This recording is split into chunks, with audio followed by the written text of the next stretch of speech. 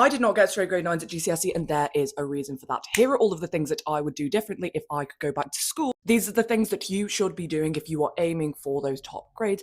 Maybe if somebody had told me this at the start of year 11, I wouldn't have come out with those 2 8s. That's plagued my existence. First things first, you need to get to grips with the general concepts and ideas taught in each one of your subjects. Understanding these basic foundations and principles is integral to each GCSE, and only then can you get onto the more complex stuff. I really needed to understand this in science, understanding the basics before you go on to the next thing. And of course, if you don't understand something in the class, the next lesson will build on that. You need to make an active effort to get your head around things you don't understand first time around. Next up, you need to start revising earlier. I didn't start revising until quite late for GCSE, and I really regret it because I had to put so many hours in and it was hard to find balance.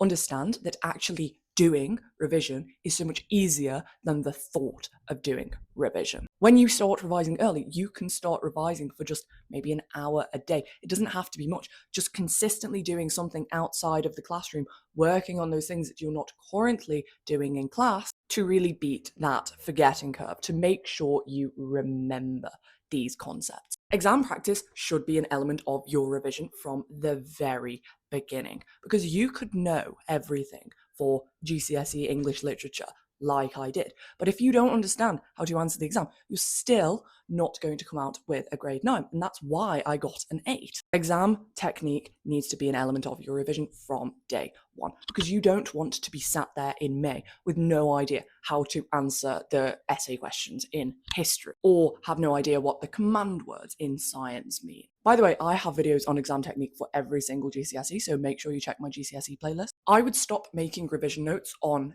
everything. If you find a topic really easy, you don't need to go home and make a revision sheet on it. For something really simple like expanding a bracket, like why are you writing notes for that if you understand how to do it?